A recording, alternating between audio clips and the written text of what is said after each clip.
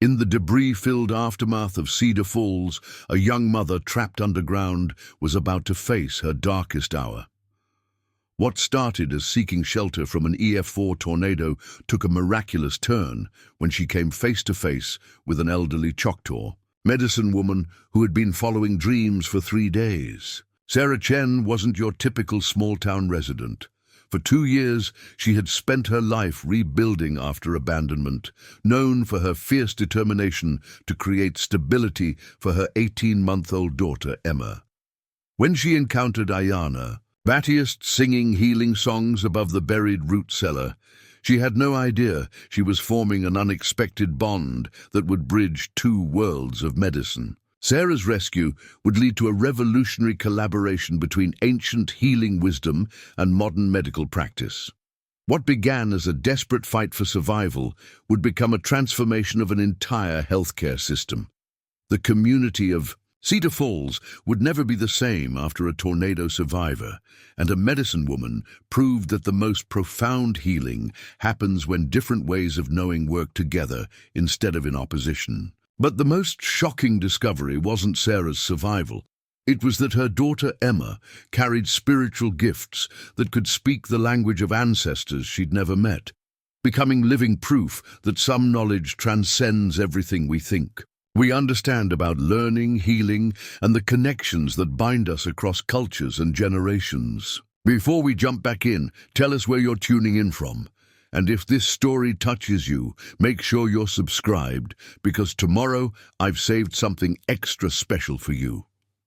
The first thing Sarah Chen noticed wasn't the pain shooting through her skull or the metallic taste of blood in her mouth. It was the silence. Where moments before, or was it hours, the world had been screaming with wind that sounded like freight trains and fighter jets all at once. Now there was only the steady drip of water somewhere in the darkness, and Emma's quiet breathing against her chest. Sarah's fingers found her daughter's back, counting the tiny rise and fall of her ribs. 1, 2, 3, still breathing, still alive. The relief nearly knocked her unconscious again. She tried to sit up and immediately regretted it. Her head spun violently, and something warm trickled down her temple. The space around them felt wrong, cramped and tilted. Debris pressed against her shoulders from above, and her feet were soaked in what she hoped was only groundwater. "Emma!" Her voice came out as a croak. "Baby, are you okay?"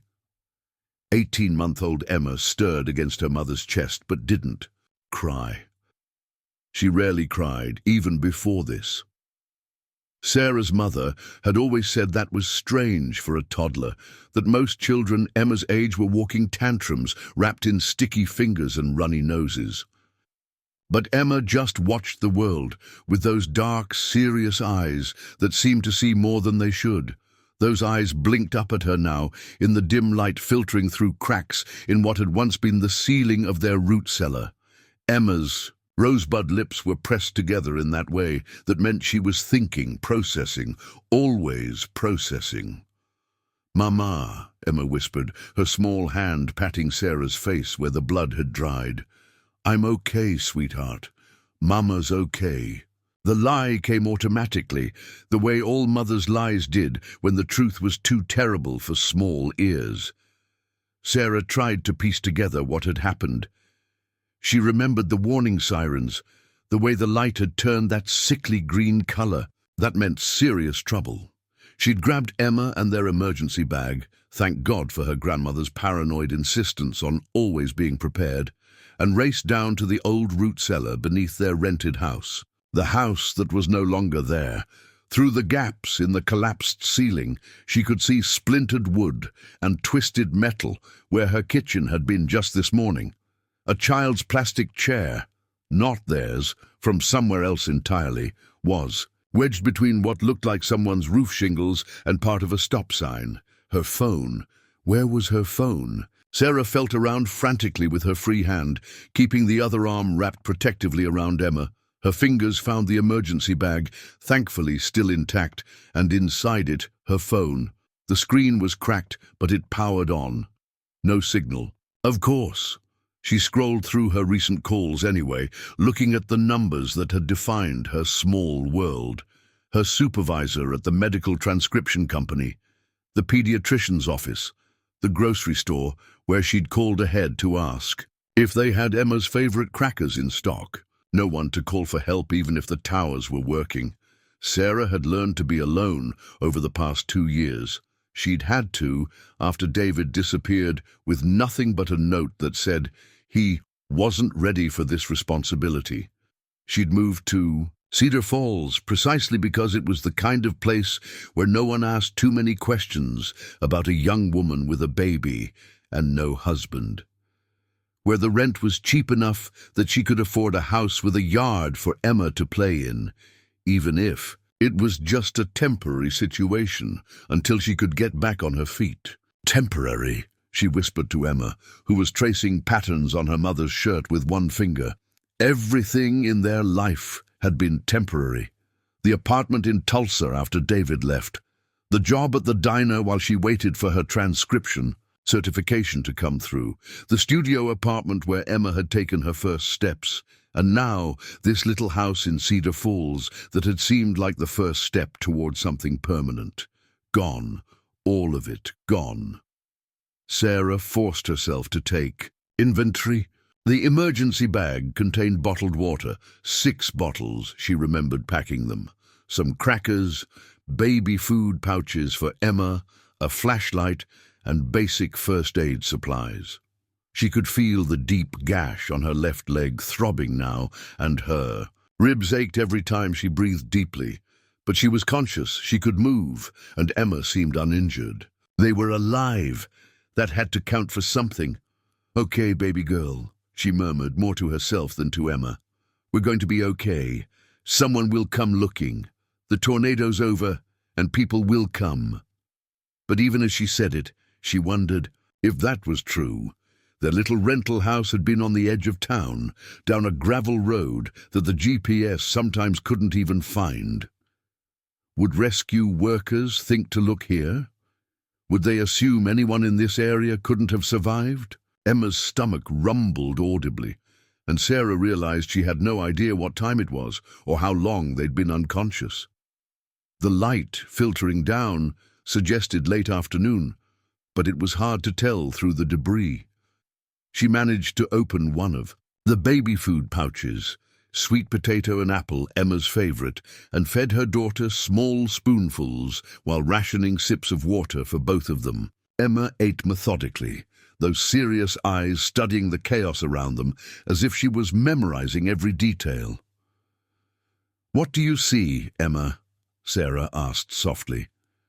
Her grandmother used to ask her that same question when she was small, teaching her to really observe her surroundings. Sarah had thought it was silly then, but now she found herself genuinely curious about what her unusually perceptive daughter might notice that she was missing. Emma pointed upward with one small finger. "Bird." Sarah followed her gaze and saw it, a small brown sparrow perched on a piece of broken lumber, completely unruffled by the destruction around it. Somehow, impossibly, it had survived the same storm that had obliterated everything else. "That's right, baby. That's a bird. He's okay too." Emma nodded solemnly, as if this confirmed something important she'd been wondering about. As the light began to fade, Sarah heard something that made her heart race. Voices, faint and distant, but definitely human voices calling out. Search and rescue, it had to be. She tried to shout back, but her voice was weak and the sound seemed to disappear into the debris above them. She banged on the wooden beam nearest to her with the flashlight, creating a rhythmic pattern.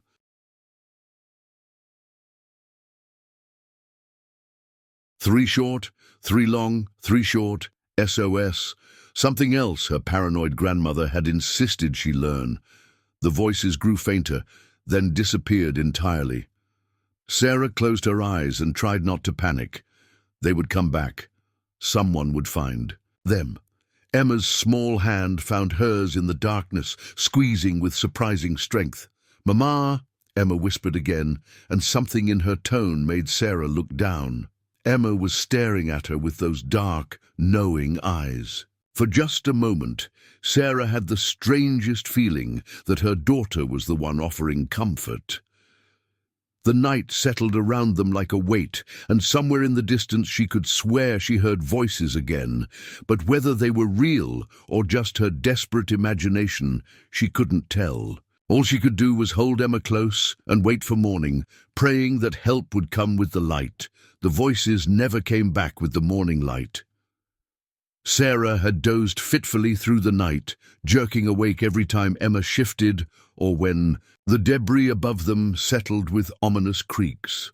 Now, as pale sunlight filtered through the wreckage, she could see their situation more clearly. And it was worse than she'd imagined.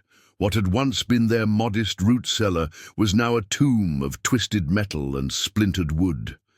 The concrete walls had held, but the entrance was completely blocked. A massive oak tree, one that had shaded their front yard just yesterday, lay across the opening, its trunk easily 3 feet thick. Behind it, she could make out the mangled remains of what might have been their refrigerator, a section of roof, and countless other pieces of debris that had been hurled by the tornado's fury. They weren't just trapped, they were buried. Sarah's leg throbbed with each heartbeat, and when she peeled back the makeshift bandage she'd fashioned from a torn piece of Emma's blanket, she could see the angry red streaks beginning to radiate. From the wound, infection, she'd seen enough medical transcription reports to recognize the signs. "Mama hurt?" Emma's small voice held a note of worry that seemed far too mature for her age. "Just a little scratch, baby. Nothing Mama can't handle." Another lie. But what else could she say? That they were trapped underground with limited supplies, that her wound was getting infected, that no one knew where to look for them. Emma studied her with those unsettling dark eyes, and Sarah had the distinct impression that her daughter saw right through the deception. But Emma said nothing, just reached up to pat Sarah's cheek with one small hand. By the second day, Sarah's fever had begun in earnest. It started as a mild warmth that she told herself was just the stuffiness of their underground prison. But as the hours passed, the heat built in her body like a fire she couldn't extinguish. Her head pounded, and the world took on a dreamlike quality that made it hard to distinguish between memory and hallucination. She rationed their water carefully, forcing herself to drink despite the way it made her stomach churn. Emma needed the liquid more than she did. Emma, who had grown increasingly quiet and listless as their second day underground wore on. "Tell me about the bird, Emma," Sarah whispered, trying to keep her daughter engaged. The sparrow was still there, somehow, finding enough insects and seeds in the debris to survive. It had become their talisman, proof that life could persist even in the most impossible circumstances. "Bird knows," Emma said solemnly. "Knows what, sweetheart?" "Knows home." Sarah felt tears prick her eyes. Home. Such a simple concept that had eluded them for so long. She'd thought this little house in Cedar Falls might finally be their home, their safe place. Instead, it had become their grave. No, she couldn't think like that. Someone would find them. Someone had to. But the rescue sounds from the first day had faded completely. Either the search teams had moved on, or they'd given up this area as hopeless. Sarah tried not to think about which possibility was more likely. On the third day, delirium set in properly. Sarah drifted in and out of consciousness, her body burning with fever, while chills racked her frame. In her lucid moments, she was terrified by how still Emma had become. Her daughter wasn't crying, she never cried, but she'd stopped eating entirely and only took tiny sips of water when Sarah coaxed her. They were down to their last bottle. In her fevered dreams, Sarah found herself back in her grandmother's kitchen in San Francisco, watching Popo prepare traditional Chinese remedies for whatever ailment Sarah had brought home from school. Her grandmother had always been caught between two worlds, the ancient wisdom of her ancestors and the modern American life she'd built for her family. "Sarah girl," Popo's voice seemed to whisper in the darkness, "you are stronger than you know. Our family, we survive. We always survive."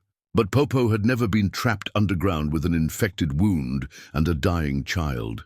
Sarah's mind wandered to her mother's stories about their Irish ancestors too, tales of famine and survival, of women who'd endured unthinkable hardships to protect their children, strong women who'd found ways to persist when the world tried to crush them.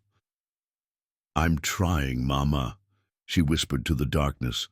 "I'm trying to be strong enough." Emma stirred against her chest, and Sarah realized she'd been talking out loud. Her daughter's eyes were open, watching her with that same serious expression. But now there was something else there, a depth of understanding that no 18-month-old should possess. "Mama!" Emma whispered, her voice barely audible. "Lady coming!" Sarah's heart clenched. Hallucinations. Was Emma's mind beginning to break down too? "What lady, baby?" "Singing lady. She knows the way." Through her fever haze, Sarah strained to listen. Was that singing? Or just the wind whistling through the debris above them? She couldn't tell anymore. Reality had become fluid, unreliable. The water was almost gone. Sarah held the last bottle with shaking hands, forcing herself to give Emma the bigger share, even though her own throat felt like sandpaper. Her daughter's lips were dry and cracked, and her usually bright eyes had taken on a glassy quality that terrified Sarah more than her own failing health. "I'm sorry," she whispered to Emma as the light faded on their third day underground. "I'm so sorry I couldn't keep you safe. I wanted to give you everything, and I couldn't even give you a place to live." Emma's small hand found hers and squeezed with what little strength she had left.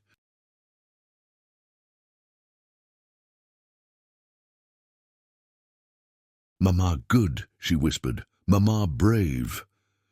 Sarah closed her eyes and felt the fever pulling her deeper into delirium. She thought she heard singing again, a low, melodic voice speaking words in a language she didn't recognize. The voice seemed to be coming from everywhere and nowhere, carried on a wind that shouldn't have been able to reach them in their underground tomb. "Do you hear that, Emma?" she murmured. "Someone singing." But when she looked down, Emma's eyes had closed, and her breathing had become so shallow that Sarah had to press her ear to her daughter's chest to make sure her heart was still beating. It was, barely. Sarah knew they were dying. The infection in her leg had spread, and without medical attention, she would be dead within hours. Emma, dehydrated and traumatized, wouldn't last much longer either. She'd failed, despite all her determination to build a better life for her daughter. Despite all her sacrifices and careful planning, she'd failed in the most fundamental way possible. She couldn't protect the one person who mattered most. The singing grew louder, or maybe that was just her oxygen-starved brain creating phantom sounds. The voice was definitely female, definitely speaking or singing in another language. Native American, maybe. There was a rhythmic quality to it, like a chant or prayer. Sarah found herself drifting toward the sound, even as she clutched Emma closer. If they were going to die, at least they could die together. At least Emma wouldn't. "Be alone. I love you, baby girl," she whispered against Emma's hair. "Mama loves you so much." The singing stopped suddenly, replaced by a different sound. Footsteps, digging. Sarah tried to call out, but only a weak croak emerged from her throat. She banged weakly on the wooden beam beside her, but the sound was barely audible even to her own ears. The digging sounds grew closer, definitely real, not a hallucination. Someone was moving the debris above them, working with methodical purpose rather than the frantic energy of a rescue team. A voice called out in that same unfamiliar language she'd been hearing, and this time it was clearly coming from above. Someone had found them. "Help!" Sarah managed to rasp. "Please!" My daughter. The digging intensified, and suddenly a shaft of real sunlight broke through, followed by a face. An elderly Native American woman with silver-streaked braids and eyes that seemed to hold the depth of centuries peered down at them. "Hush now," the woman said in accented English, her voice carrying the same melodic quality as her earlier singing. "I am here. You are safe now." Sarah tried to speak, to explain about Emma's condition, about her own infection, but the woman held up a weathered hand. "I know," she said simply. "I have been looking for you. The spirits told me where to find you." As consciousness finally slipped away from Sarah, she felt strong hands lifting Emma from her arms and heard the woman speaking softly in that beautiful, unknown language. The last thing she remembered was the scent of sage and something else, something green and alive and healing, filling the stifling air of their underground prison. They were alive. Somehow, impossibly, they were going to survive. Aiyana Battiest had been following the dreams for 3 days. They'd started the night of the tornado, visions of a young woman with dark hair and desperate eyes, holding a child who glowed with an inner light that only Aiyana's spirit sight could perceive. In the dreams, she heard crying that seemed to come from the earth itself, and she knew with the certainty that came from a lifetime of listening to voices others couldn't hear that she needed to find them. Her neighbors thought she was crazy for venturing out into the destruction zone. At 67, with arthritis in her knees and hands, she had no business picking through tornado debris. But Aiyana had learned long ago to trust the guidance that came to her in dreams and visions, even when it made no logical sense. Especially when it made no logical sense. The official search and rescue teams had given up on this area yesterday. Too much destruction, they said. No chance of survivors in the complete devastation zone. But the dreams had shown her exactly where to look, past the twisted remains of the Chen family's rental house to a depression in the ground where the old root cellar lay buried beneath tons of debris. Now, as she carefully moved aside the last pieces of broken wood and lifted the barely conscious baby from her mother's arms, Aiyana understood why the spirits had sent her here. This child was special, not just because she'd survived 3 days underground, but because of the light that emanated from her small form, a spiritual luminescence that spoke of deep sensitivity and ancient knowing. "Shilombish," Aiyana whispered in Choctaw, recognizing the presence of a soul touched by the spirit world. "Little one, you have been marked by the ancestors." The child, Emma, she learned from the mother's delirious mumbling, didn't cry when lifted from the only safety she'd known for 3 days. Instead, she looked directly into Aiyana's eyes with a gaze that seemed far too knowing for someone barely old enough to walk. Her small hand reached out and touched Aiyana's wrinkled cheek, and the medicine woman felt a jolt of recognition pass between them. This child could see the things that others couldn't. The gift ran strong in her, stronger than Aiyana had encountered in decades. The mother was burning with fever, her infected legs swollen and angry. In the hospital, they would pump her full of antibiotics and pain medication, treat the symptoms without addressing the deeper spiritual trauma that accompanied such a close brush with death. But Aiyana knew better ways, older ways that treated the whole person rather than just the wounded flesh.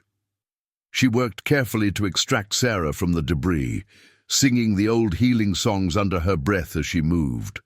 The ancestors had guided her to these two for a reason, and she suspected it had as much to do with what she could learn from them as what she could teach. Aiyana's truck was parked on the road above, loaded with supplies she'd gathered from her own garden and medicine pantry. She'd prepared for this moment without fully understanding what she was preparing for, following the internal guidance that had served her well for nearly 7 decades. The drive to her home took only 20 minutes, but it felt like crossing between worlds. They left behind the devastation of Cedar Falls and entered the rolling hills of tribal land that had somehow been spared the tornado's worst fury. Aiyana's modest house sat in a grove of ancient oaks, their branches forming a protective canopy that had sheltered her family for 3 generations. Inside, she immediately began the work of healing. Sarah was laid on the daybed in Aiyana's kitchen, where the medicine woman could monitor her while preparing remedies. The infected wound needed immediate attention, but not the harsh chemicals the hospital would use. Instead, Aiyana brewed a tea from echinacea and golden seal, adding honey from her own beehives and a pinch of sacred tobacco for spiritual protection. For the external treatment, she prepared a poultice from plantain and comfrey, plants she'd harvested from her garden just that morning. The young leaves were crushed by hand, mixed with healing clay from the creek bed, and bound to Sarah's wound with clean cotton cloth. But it was while treating Emma that Aiyana truly understood the magnitude of what had happened. The child was dehydrated and traumatized, but there was something else. A spiritual displacement that came from brushing so close to the spirit world. Emma's soul had traveled far during those 3 days underground, and part of it hadn't fully returned to her small body.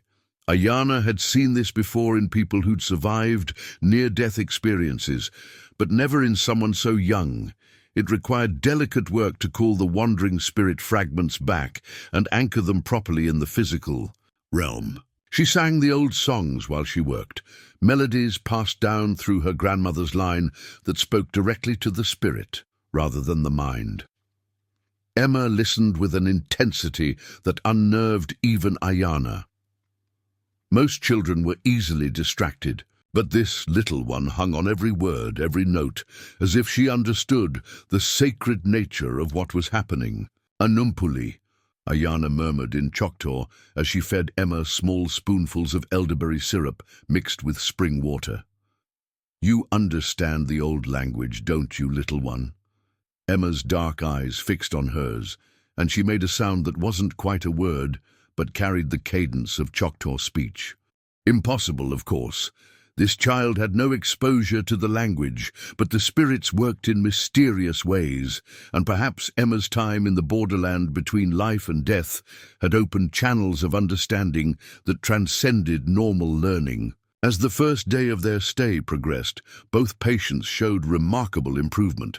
Sarah's fever broke by evening, and the angry redness around her wound began to fade. Emma started eating solid food again, and even managed a few wobbly steps around Aiyana's kitchen, but it was the interaction between Emma and the natural world that truly amazed Aiyana. The child seemed drawn to the medicine woman's herb garden, pressing her small hands against the earth and making soft sounds that the plants seemed to respond to. Flowers turned toward her as she passed, and even the usually skittish rabbits that raided the vegetable patch approached her without fear. "She has the gift," Aiyana said to herself in Choctaw, watching Emma commune with a butterfly that had landed on her outstretched finger. "The old blood runs strong in this one, even though she comes from a different people." That evening, Sarah drifted in and out of healing sleep, and Emma napped peacefully in a nest of blankets beside the wood stove. Aiyana sat on her front porch and considered what the spirits were asking of her. She was the last of her line to carry the old knowledge. Her own children had moved away decades ago, drawn to city jobs and modern lives that left no room for ancient wisdom. Her grandchildren visited occasionally, but showed little interest in learning the traditional ways. When she died, centuries of healing knowledge would die with her, but now the spirits had brought her these unlikely students. A mixed-race single mother who worked in the modern medical field, and a toddler who seemed to have one foot in the spirit world. It wasn't what Aiyana had expected when she'd prayed for someone to carry on the traditions, but the spirits rarely worked in expected ways. As night fell over the tribal lands, Aiyana began to plan. Sarah would need time to heal, both physically and spiritually. Emma would require careful nurturing to help her integrate her gifts without becoming overwhelmed by them. And both of them would need to learn about the path that had brought them together. The tornado had destroyed their old life, but perhaps it had also cleared the way for something new, something that could bridge the gap between ancient wisdom and modern understanding, between the spiritual and the scientific. Aiyana had been waiting her whole life for students worthy of the sacred knowledge. She'd never imagined they would come to her broken and desperate, delivered by one of the most destructive storms in Oklahoma history. But then, the most profound transformations often began with complete destruction. The old had to be swept away before the new could take root. She hummed one of the ancient healing songs as she rocked in her chair, feeling a sense of purpose she hadn't experienced in years. Tomorrow would bring challenges. She could feel them gathering like storm clouds on the horizon. The outside world would come looking for Sarah and Emma, and there would be questions about her methods, her right to treat them, her qualifications.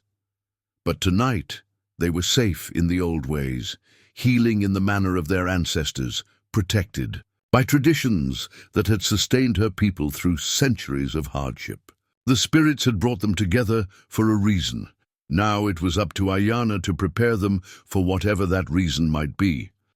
The sound of truck engines and radio static shattered the peaceful morning at Aiyana's home, like glass breaking in. A cathedral. Sarah jerked awake on the daybed where she'd been sleeping, her hand instinctively reaching for Emma, who was contentedly playing with a set of wooden animals that Aiyana had carved for her own grandchildren decades ago. The medicine woman moved to the window with the fluid grace of someone who'd learned long ago to assess situations before reacting. "Medical vehicles," she said quietly, "and law enforcement. They have come looking." Sarah's stomach clenched. She'd been dreading this moment since she'd regained consciousness yesterday. The outside world, with its forms and procedures and skepticism, was about to crash into the gentle sanctuary that Aiyana had created around them. "What do I tell them?" Sarah asked, struggling to sit up. Her legs still ached, but the angry infection that had nearly killed her was clearly retreating under Aiyana's care. The wound was clean and pink, healing faster than should have been possible. "You tell them the truth," Aiyana replied, but her weathered face showed concern. Though truth and understanding are not always the same thing. The lead vehicle was an ambulance, followed by a sheriff's SUV and what looked like a medical response unit. As they parked in Aiyana's driveway, Sarah could see a tall man in scrubs conferring with the uniformed officers, his body language radiating the controlled urgency of someone accustomed to emergency situations. Dr. Marcus Rivera had been searching for the missing Chen family for 3 days.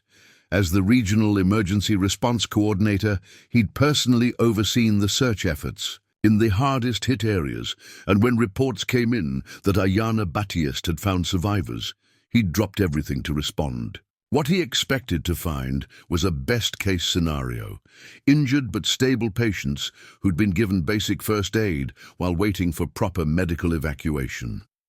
What he didn't expect was to walk into what looked like a scene from a different century. The elderly Native American woman who answered the door was clearly intelligent and articulate, but the house behind her smelled of unfamiliar herbs and burning sage. Through the doorway, he could see bundles of dried plants hanging from the ceiling and shelves lined with glass jars containing substances he couldn't identify. "Dr. Rivera?" he introduced himself, extending his hand. "I'm here about Sarah Chen and her daughter Emma. We've been searching for them since the tornado."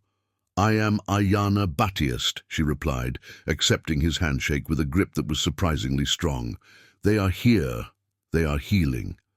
Mom, I appreciate whatever help you've given them, but we need to get them to the hospital immediately for proper medical evaluation and treatment."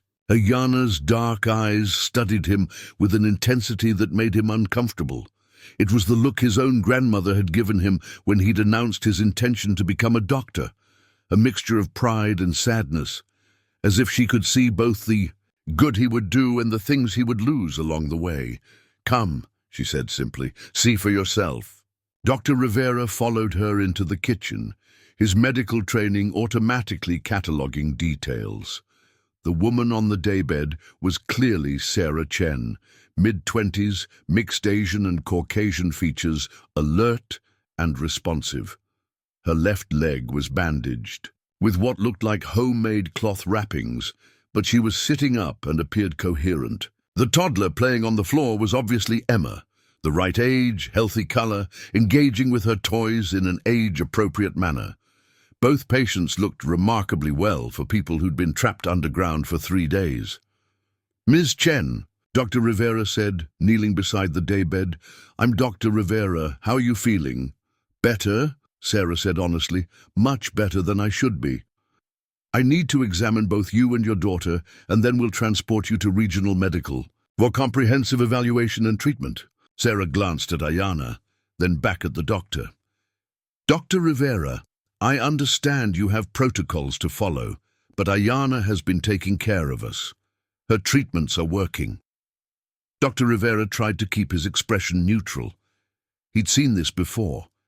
Patients who became attached to well-meaning but medically unqualified caregivers, especially in rural areas where access to proper health care was limited. It was his job to be diplomatic while ensuring appropriate medical care. "Ma'am, I'm sure Mrs. Battiest has been very kind, but what you've been through requires serious medical attention.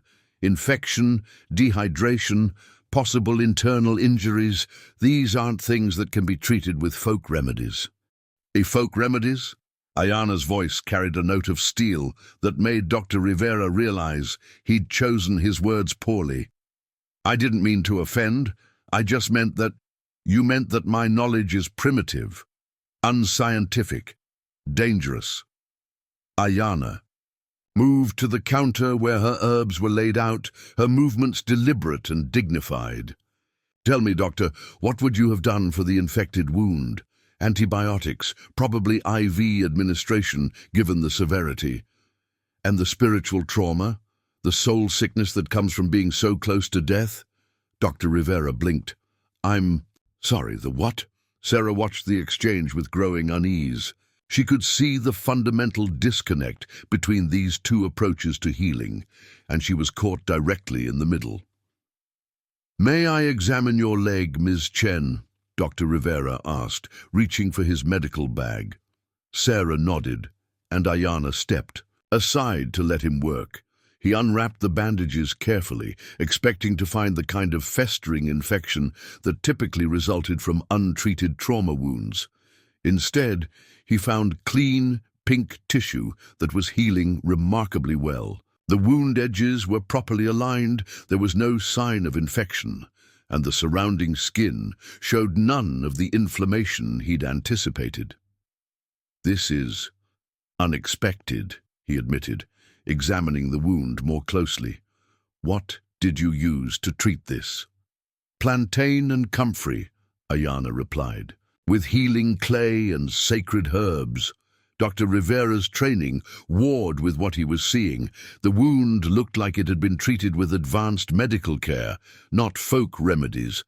But he'd seen enough medical miracles to know that sometimes the body healed in ways that defied explanation. "Miss Chen, I still strongly recommend hospital evaluation. Even if the external wound is healing, there could be internal issues that aren't immediately apparent." Before Sarah could respond, Emma toddled over to Dr. Rivera and held up one of her wooden animals, a small carved bear. When he knelt down to accept it, she placed her other hand on his wrist and looked directly into his eyes. For a moment, Dr. Rivera felt something shift inside him, a loosening of tension he hadn't realized he was carrying, a sense of calm that seemed to emanate from the child's touch. It was subtle but unmistakable, like the feeling of a fever breaking or pain. suddenly lifting. "Thank you, sweetheart," he said softly, studying Emma's face. There was something unusual about this child, an alertness and depth that seemed beyond her years. Emma babbled something in response, but the sound she made had an odd cadence, almost like a different language. "She's been doing that since yesterday," Sarah said, "making sounds that almost seem like words, but not English." Aiyana's expression was carefully neutral, but Dr. Rivera caught something in her eyes, a flicker of recognition or understanding. Preparing and narrating this story took us a lot of time, so if you are enjoying it, subscribe to our channel. It means a lot to us. Now back to the story. "Has she been exposed to other languages?" he asked. "Not really. Just whatever she might have picked up from other kids at the park." Sarah paused. "Why?" Dr. Rivera wasn't sure how to answer. In his medical training, he'd learned to trust objective evidence over subjective impressions, but something about this entire situation challenged his usual frameworks. "I'd like to propose a compromise," he said finally. "Ms. Chen, you and Emma should come to the hospital for basic evaluation, blood work, x-rays, just to make sure there aren't any hidden issues. But if everything checks out, and if you're comfortable with it, perhaps we could arrange for you to continue recovering here while maintaining medical oversight." Sarah looked surprised. This wasn't the rigid insistence on hospitalization she'd expected. "You would do that?" "Medicine isn't just about treating symptoms," Dr. Rivera said, though he wasn't entirely sure why he was being so flexible. "It's about healing the whole person, and if you're healing here—" He gestured around Aiyana's kitchen, taking in the peaceful atmosphere and obvious care being provided. "Maybe there's something to learn from that." Aiyana studied him with new interest. "You are not what I expected, Doctor. Neither are you, Mrs. Battiest." Emma had wandered back to her toys, but she looked up at both adults with those serious, dark eyes, as if she understood the significance of what had just occurred. Sarah felt a weight lift from her shoulders. She wouldn't have to choose between the medical care she trusted and the healing she was experiencing. Maybe, somehow, there was room for both. Tommy's throat tightened.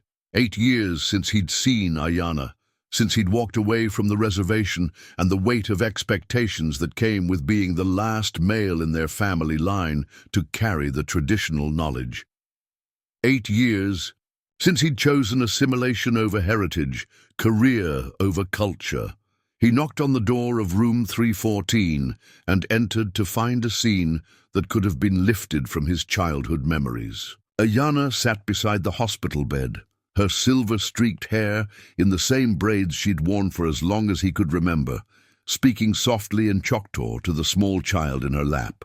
Sarah Chen watched from the bed with an expression of wonder, as if she were witnessing something sacred, which Tommy realized with a shock of recognition. She was. "Pokney," he said quietly, using the Choctaw word for grandmother that felt foreign on his tongue after so many years of English-only conversations.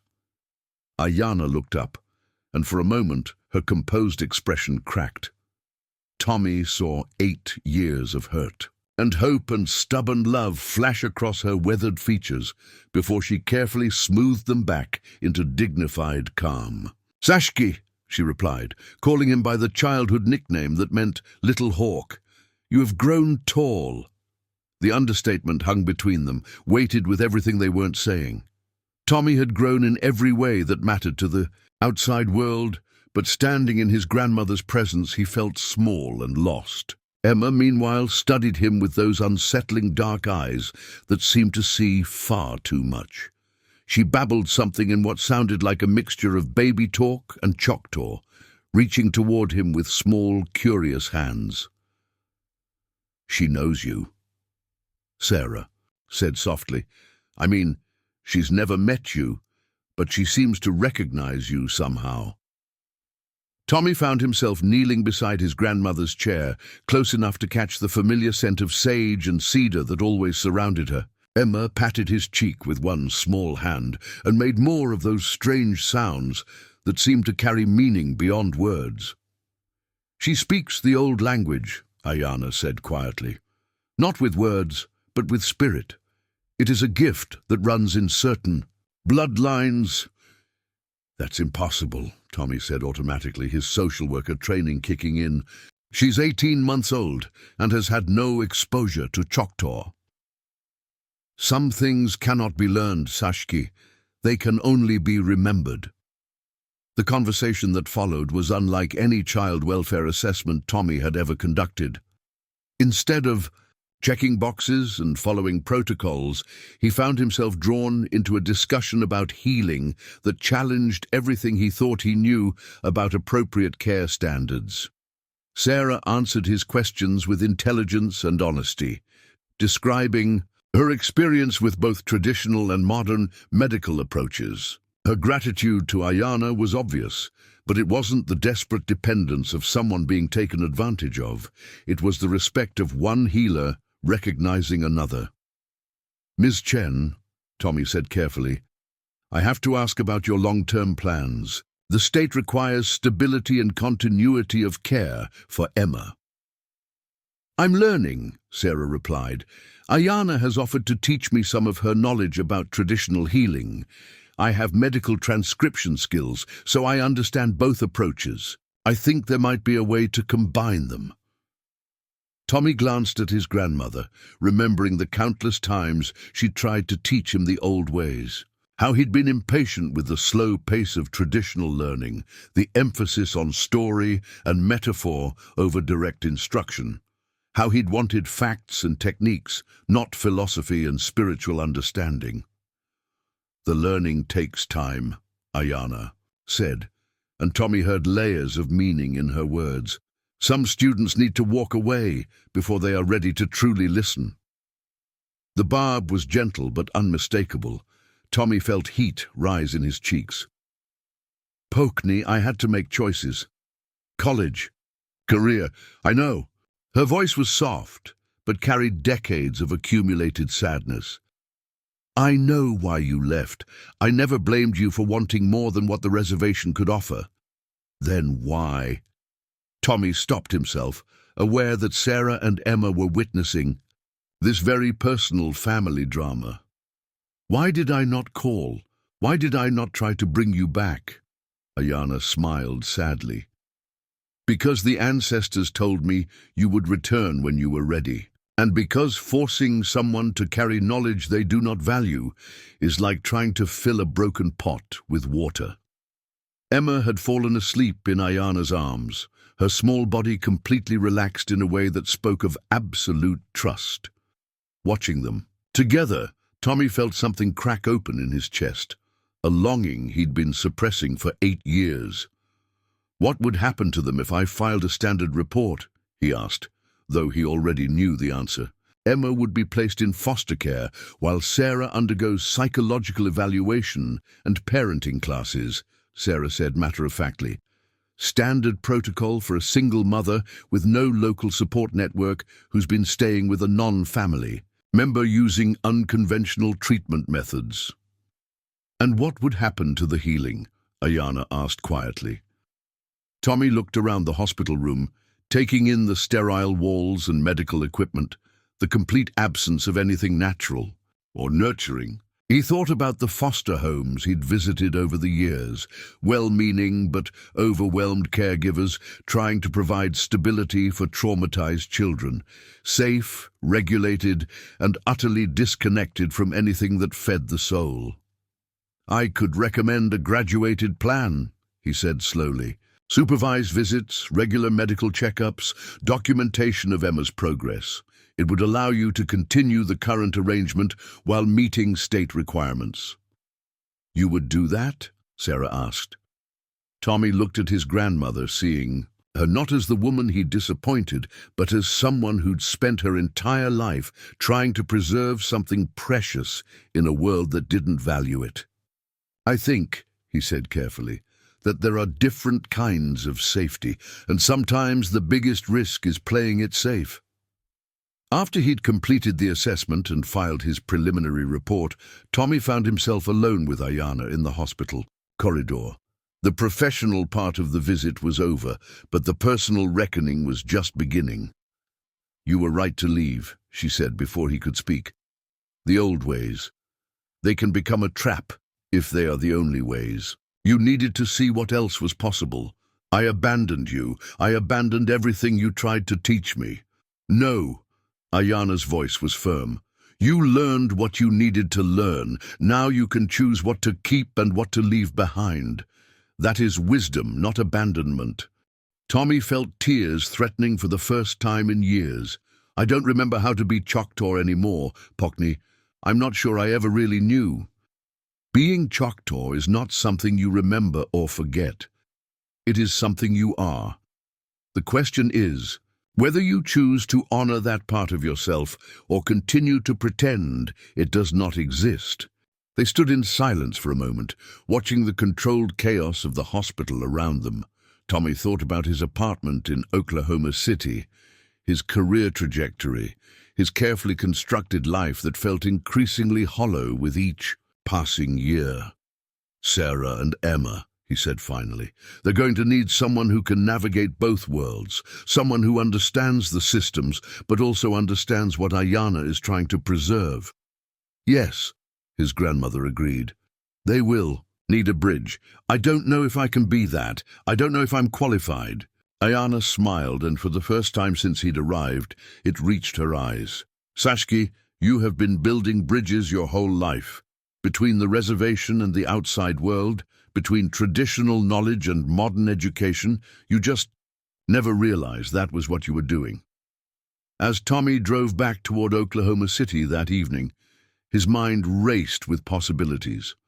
For the first time in years, he found himself thinking in Choctaw, remembering words and concepts he thought he'd forgotten. The highway stretched ahead of him, but for once he wasn't sure which direction led home.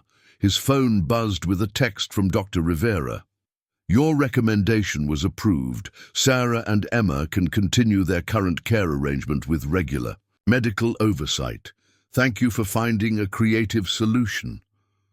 Tommy pulled over and sat in his car, watching the sunset paint the Oklahoma sky in shades of orange and pink. He thought about Emma's knowing eyes and Sarah's determination to learn, about his grandmother's patient wisdom and the traditional knowledge that was dying with each passing generation. Maybe it was time to stop running from who he was. Maybe it was time to start building bridges instead of burning them. Rita Lawson had survived her share of Oklahoma storms, but she'd never seen anything like the EF4 tornado that had wiped Cedar Falls off the map. As a reporter for K4 TV, she'd covered her share of disaster stories, but this one was personal. The tornado had taken her own home too, along with most of her possessions and all of her assumptions about safety and stability. She'd been living out of a hotel room for 2 weeks when she caught wind of the Sarah Chen story, and she knew immediately that it was exactly the kind of human interest piece that could launch her career to the next level. A young mother and child, rescued by a Native American medicine woman. It had everything: survival, cultural conflict, medical mystery, and the kind of visual storytelling that made for compelling television. What Rita didn't anticipate was how quickly the story would spiral beyond her control. Her initial report was meant to be a feel-good local story about survival and community support. She'd interviewed Dr. Rivera about the unusual collaboration between traditional and modern medicine, filmed some beautiful B-roll of Aiyana's herb garden, and crafted a narrative about hope emerging from devastation.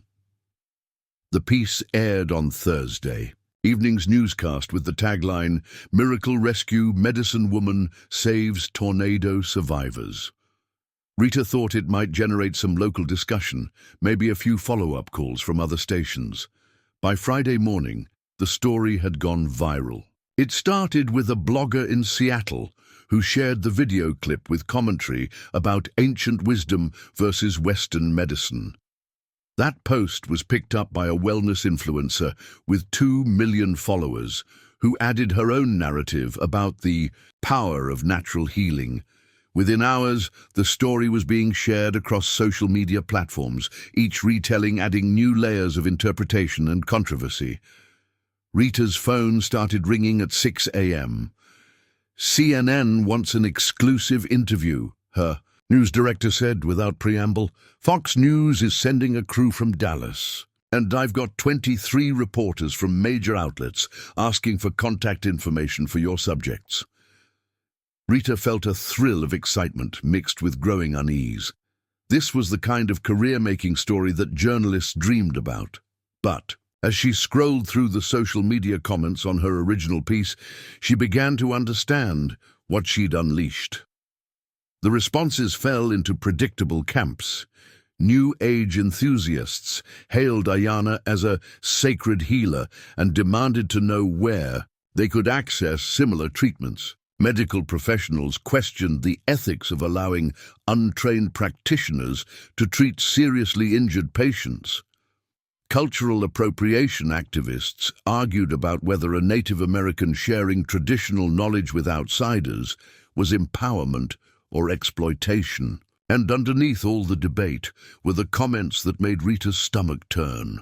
Racist remarks about primitive healing practices, conspiracy theories about the medical establishment, demands for investigations into child welfare services that would allow a white child to be treated by Indian witchcraft.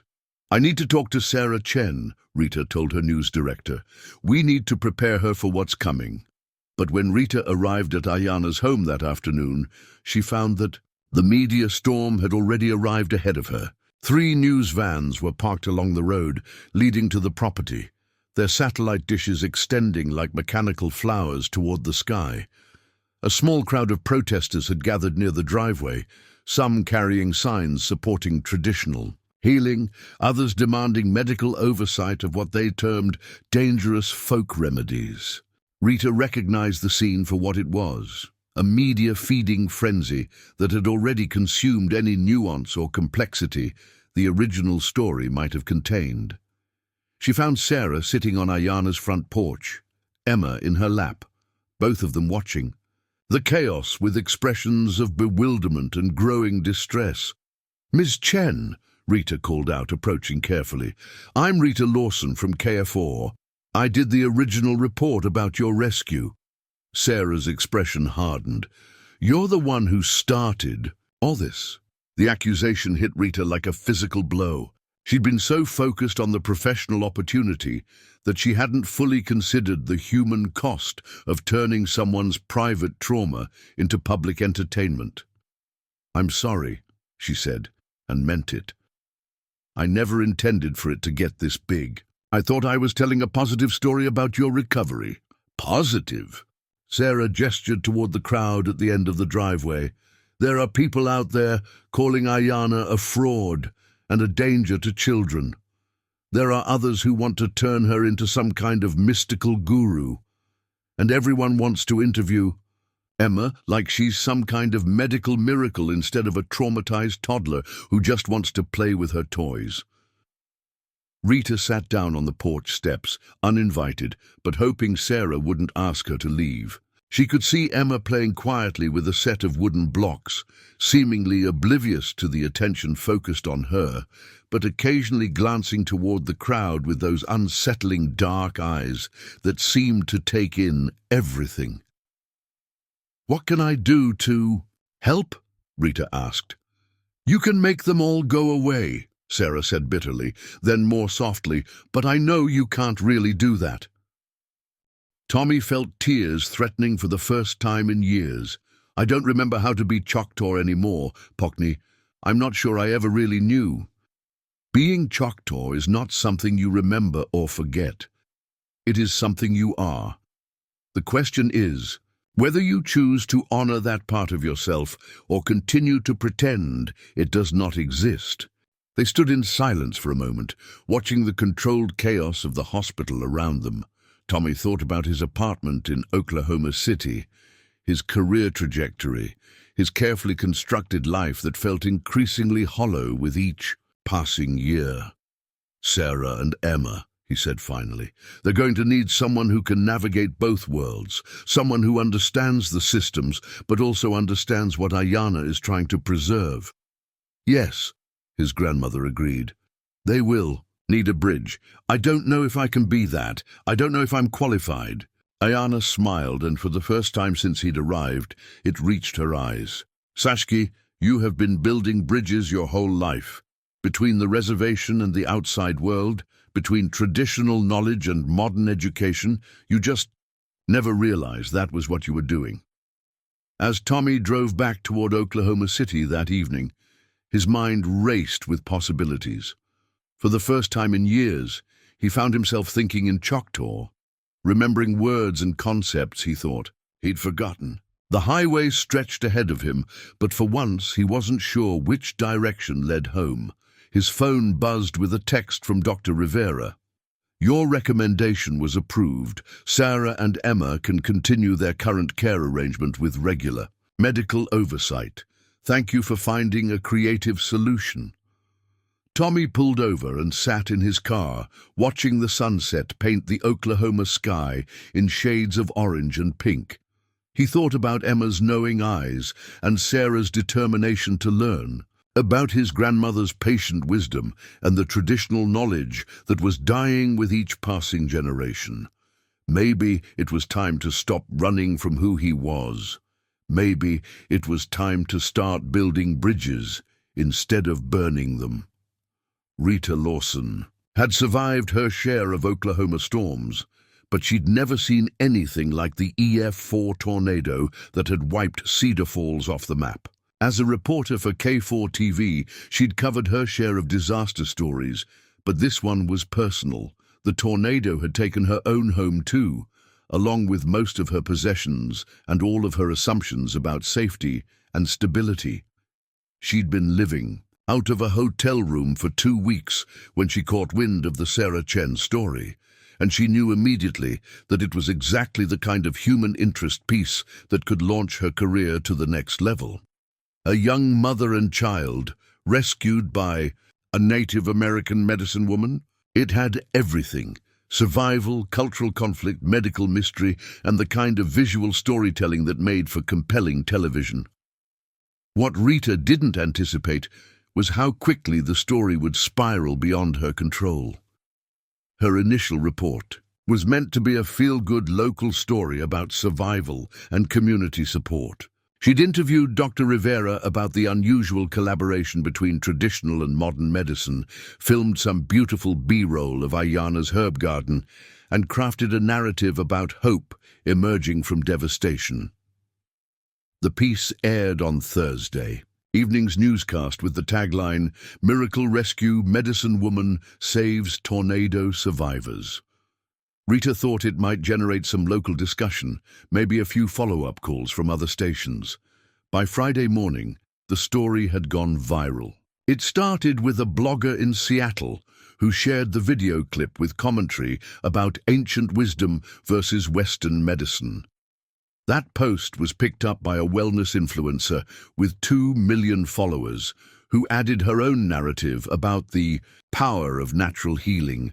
Within hours, the story was being shared across social media platforms, each retelling adding new layers of interpretation and controversy.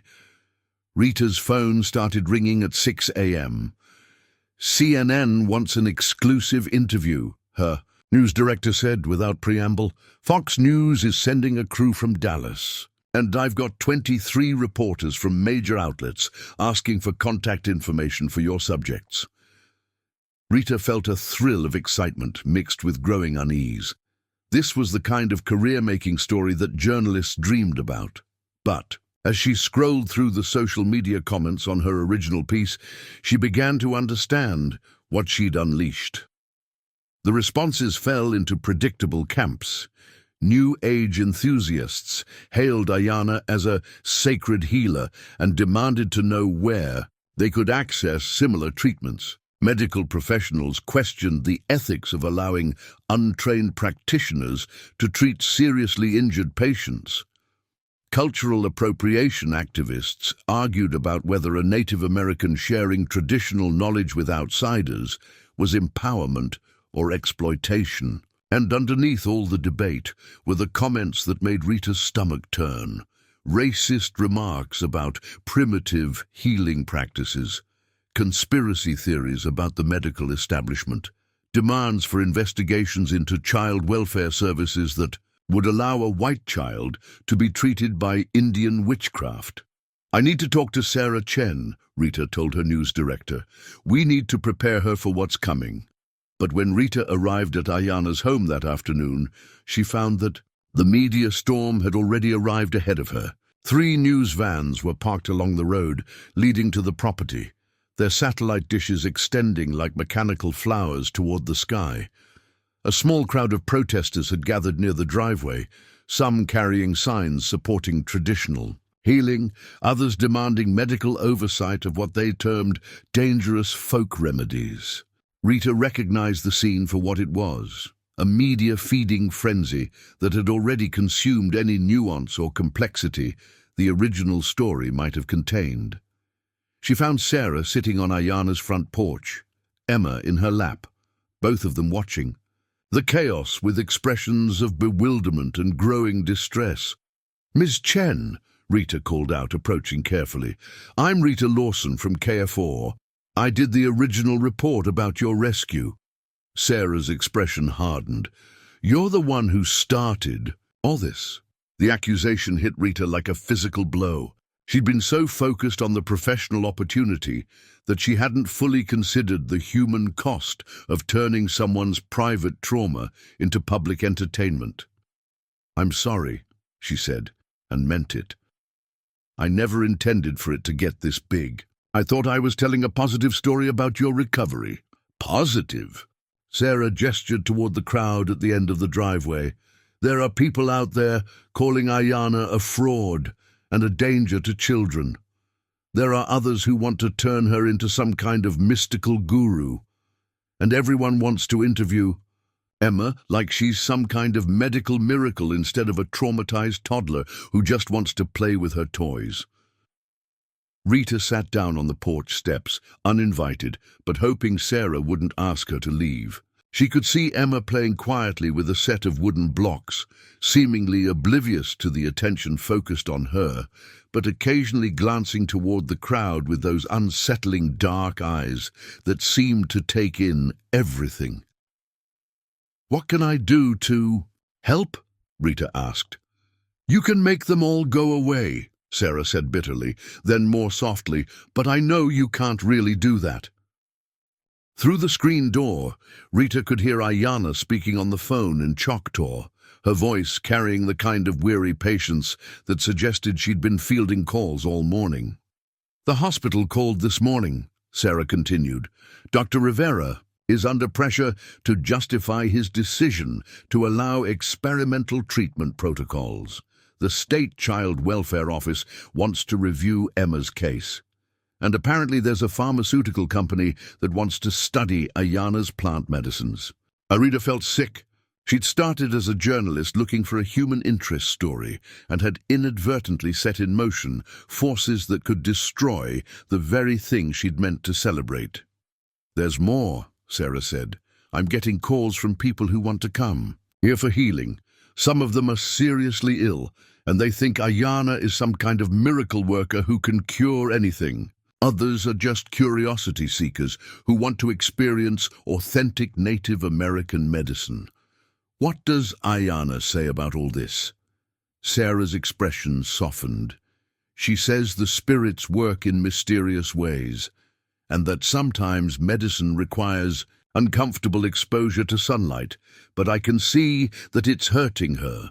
These aren't her people calling, and they don't understand what she's offering. They want to take pieces of her knowledge without understanding the responsibility that goes with it." Emma had abandoned her blocks and toddled over to Sarah, climbing into her mother's lap, with the kind of determined focus that suggested she could sense the stress in the air.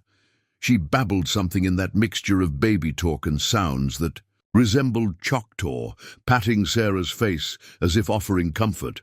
"She's been doing that more since all this started," Sarah said, "making those sounds, like she's trying to communicate something important but doesn't have the words yet."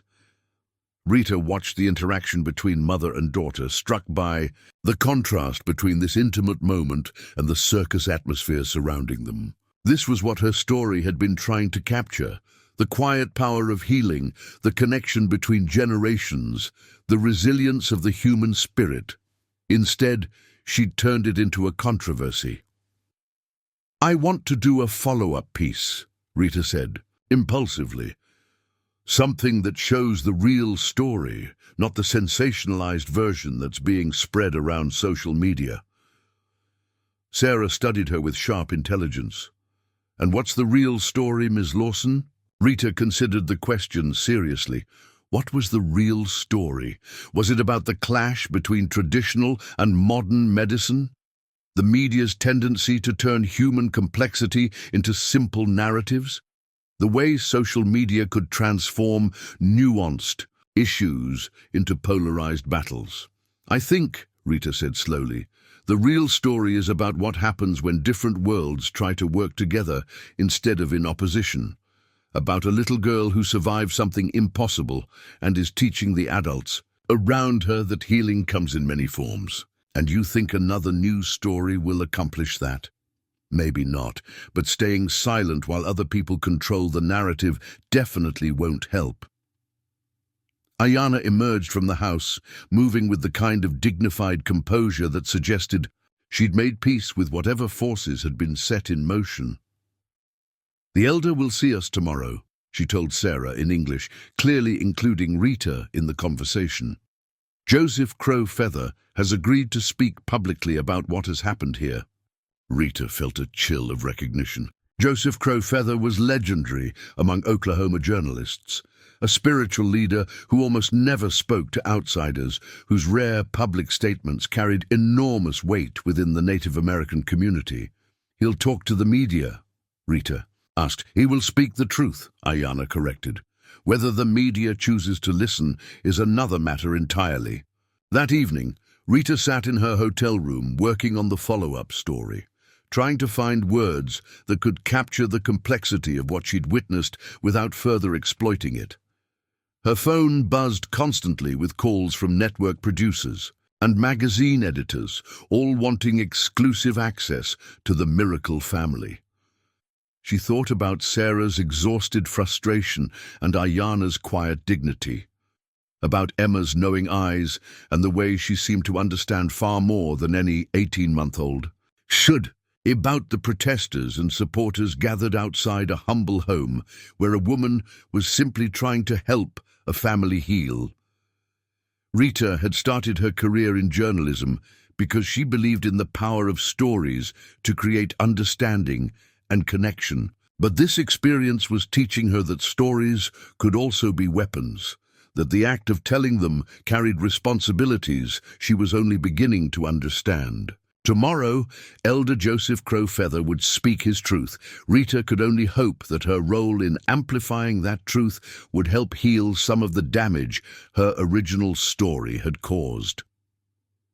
Outside her window, she could see the lights of the news. Vans still parked near Aiyana's property, like electronic vultures waiting for something to die. Joseph Crow-Feather had not spoken to the outside world in 7 years. At 83, he was the most respected spiritual leader in the southeastern Oklahoma Native American community, a man whose wisdom was sought by tribal councils and whose blessings were considered essential for any major undertaking. But he had long ago grown weary of having his words filtered through interpreters who didn't understand their deeper meanings, tired of watching sacred concepts become sound bites. So when Aiyana called him about the media storm surrounding Sarah and Emma, his first instinct was to retreat further into the silence that had protected him for so long. But the dreams had been different lately. For weeks before the tornado, he'd been seeing visions of a child who carried light in her small hands, of healing that bridged worlds, of knowledge that needed to flow between peoples who had forgotten how to speak to each other.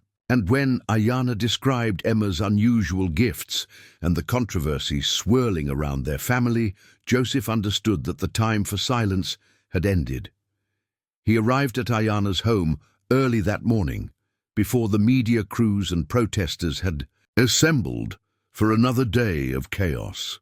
The old pickup truck he drove had over 300,000 miles on it and looked like it might not survive another winter, but it had carried him safely through decades of spiritual journeys across Oklahoma and beyond. Joseph moved slowly these days, his arthritis making each step a careful negotiation with his aging body. But his mind remained sharp, and his spiritual sight had only grown clearer with age. As he approached Aiyana's front door, he could feel the energetic disturbance that surrounded the property. Layers of confusion, anger, fear, and desperate hope swirling like storm clouds around the small house. "Uncle," Aiyana greeted him in Choctaw, using the respectful term for an elder. "Thank you for coming." "The spirits called me here," Joseph replied in the same language, "just as they called you to find the lost ones." He entered the house and immediately felt the shift in energy.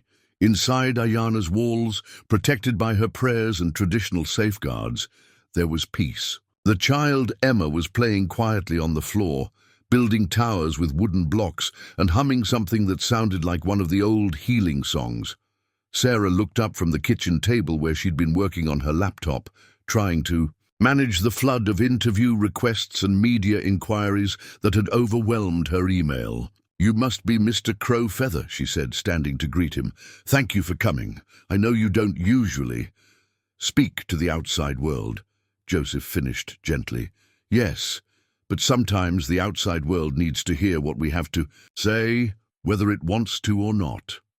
Emma had noticed the newcomer and toddled over to investigate. She looked up at Joseph with those remarkable dark eyes, studying him with the kind of intensity that made adults uncomfortable, but that Joseph recognized as a sign of deep spiritual sensitivity. "Grandfather," she said clearly, though she'd never seen him before in her young life. "Good. That is the right instinct. But the greatest danger she faces is not from plant medicine or spiritual healing. It is from a world that would try to force her gifts into categories too small to contain them." And to Dr. Rivera and the other medical professionals who had come to observe, he said, "Your knowledge and my sister's knowledge are not enemies. They are partners who have been kept apart by fear and misunderstanding. This child is teaching you that it is time for them to work together." Yeech. As Joseph returned to the porch, Emma reached toward him from Aiyana's arms, babbling something that sounded like gratitude mixed with ancient blessing. "What did she say?" Rita called out, her journalist's instincts overriding her awe. Joseph smiled, the first truly joyful expression he'd shown since arriving. "She said thank you for helping the lost ones find their way home. And she said the real healing is just beginning." Gee. The press conference was over, but Joseph remained on the porch for another hour, speaking individually with reporters, medical professionals, and community members who approached him with genuine questions rather than predetermined agendas. By the time he left that afternoon, something had shifted in the atmosphere surrounding Aiyana's home. The angry energy had dissipated, replaced by something that felt more like curiosity than conflict. "Uncle," Aiyana said as he prepared to leave, "you have given them much to think about." I have given them permission to think differently," Joseph corrected. "Whether they choose to use that permission is up to them." Emma waved goodbye from Sarah's arms, calling out "Grandfather" in clear Choctaw as his old truck pulled away. That evening, Rita watched the footage from the press conference and knew that she had witnessed something that would change not just the story she was telling, but the way stories like this could be told in the future. For the first time since her original report had gone viral, she felt like she might be able to help heal some of the damage she had inadvertently caused. The real healing, as Elder Crowfeather had said, was just beginning. 3 weeks after, Elder Crowfeather's press conference had brought a measure of peace to their situation. Emma stopped eating.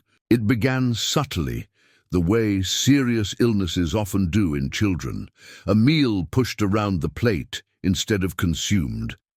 A favorite snack refused with a shake of her head. Sarah initially attributed it to the stress of all the recent changes, the media attention, the constant stream of visitors, the disruption to their quiet routine. But by the third day, when Emma had consumed nothing but small sips of water and seemed to be withdrawing into herself with alarming speed, Sarah knew something was seriously wrong. "She's just tired," Dr. Rivera said during his weekly check-in visit, examining Emma with the kind of thoroughness that had become routine. "Her vitals are stable, no fever, no signs of infection. Sometimes children go through phases where their appetite decreases." But Aiyana's expression was troubled as she watched Emma sitting listlessly in Sarah's lap, her usual bright curiosity replaced by a vacant stare that seemed to look through rather than at the world around her. "This is not tiredness," Aiyana said quietly in Choctaw, then switched to English for Dr. Rivera's benefit. "This is soul sickness. Something is pulling her spirit away from her body." Dr. Rivera's jaw tightened slightly. Despite the progress they'd made in working together, he still struggled with Aiyana's spiritual interpretations of medical conditions. "Mrs. Battiest, with respect, what we're seeing could be explained by any number of physical factors.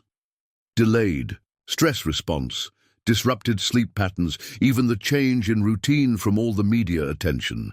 I'd like to run some additional tests. And I would like to perform a diagnostic ceremony," Aiyana replied with calm firmness. "We approach the same concern from different directions, but we both seek to help her." Sarah looked between the two healers, feeling the familiar tension that arose whenever their worldviews came into direct conflict. But this time, the stakes felt impossibly high. Emma's condition was deteriorating rapidly, and Sarah could see fear lurking beneath both. Practitioner's professional composure. "Can we do both?" Sarah asked. "The tests and the ceremony." Dr. Rivera nodded reluctantly. "I'll schedule a full workup for tomorrow morning. Blood work, imaging, neurological assessment. And I will speak to the spirits tonight," Aiyana added. "They will show me what the machines cannot see." That evening, Tommy arrived to find the household in crisis. Emma had refused even water for most of the day, and her small body seemed to be fading before their eyes. She lay in Sarah's arms like a wilted flower, present but somehow not there. "How long has she been like this?" Tommy asked, his social worker training immediately assessing the situation for signs of neglect or abuse. But what he saw was 3 adults who were clearly devoted to Emma's welfare, all struggling with a situation that defied easy categorization. 4 days, Sarah replied, her voice tight with controlled panic. She started refusing food, then stopped talking, stopped playing. It's like she's disappearing. Tommy knelt beside them and studied Emma's face. The little girl who had been so responsive to his presence just weeks ago now seemed barely aware of his arrival. Her breathing was shallow but regular, her pulse steady but weak. Has anything traumatic happened recently? Any changes to her environment or routine? Nothing significant, Sarah said. The media attention has died down. She's been sleeping well, no nightmares. She seemed fine until this started. Aiyana emerged from her medicine room, carrying a bundle of sage and other herbs that Tommy recognized from his childhood, though he'd forgotten their specific purposes. I will perform the spirit-calling ceremony, she announced. Emma's soul has traveled far from her body, and it needs help finding its way back.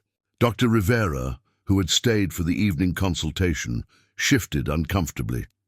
I have to advise against any treatments that might interfere with her medical care. And I have to advise that your medical care is missing something crucial. Aiyana replied with unusual sharpness. This child carries gifts that your science cannot measure. When those gifts are damaged or displaced, your instruments will show nothing wrong while the spirit dies slowly. The confrontation that Sarah had been dreading finally erupted. Mrs. Battiest, I understand your cultural perspective, but I have a medical responsibility to this child. What you're describing, soul displacement, spirit calling, these aren't medical conditions with evidence-based treatments. And what you are describing, blood tests and brain scans, these are tools that cannot see what matters most, Aiyana countered. You want to treat her body while ignoring her spirit. I want to heal her spirit while supporting her body. Why can these not work together? Tommy found himself stepping into the role he'd been unconsciously preparing for since he'd returned to his grandmother's world. What if, he said carefully, we approach this as a collaboration instead of a competition? Dr. Rivera, your tests will either show a physical cause for Emma's condition or rule out medical factors. Aiyana, your ceremony will address spiritual aspects that wouldn't show up in any medical evaluation. It's not that simple, Dr. Rivera said. If Mrs. Battiest's treatments involve ingestion of any herbs or substances, they could interfere with the diagnostic process. And if Emma's condition worsens during a spiritual ceremony, I'd be ethically obligated to intervene. Then we do them together, Sarah said suddenly, surprising everyone. Dr. Rivera, you monitor her vitals during the ceremony. Aiyana, you perform your healing while he's present to ensure her physical safety. And Tommy, you help translate between the two approaches so everyone understands what's happening. It was an unprecedented proposal, a fully integrated approach that honored both medical protocols and traditional healing practices. Dr. Rivera looked deeply uncomfortable with the idea, but he could see Emma's condition continuing to deteriorate and knew that conventional medical approaches weren't providing answers. I would need to document everything, he said finally. Complete monitoring, detailed notes on all substances used, full informed consent from Sarah as the parent. And I would need your commitment not to interfere unless there is genuine physical danger, Aiyana replied. The spirits will not respond properly if they sense hostility or disbelief. Sarah held Emma closer, feeling her daughter's fragile weight against her chest. Whatever it takes, just help her.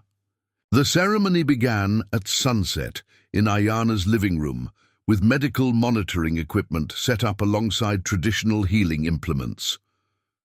Dr. Rivera sat quietly in one corner, watching Emma's vital signs on a portable monitor, while Aiyana prepared her sacred medicines. Tommy served as translator, explaining to Dr. Rivera the significance of each element in the ceremony, while helping Aiyana understand the medical perspective on Emma's condition.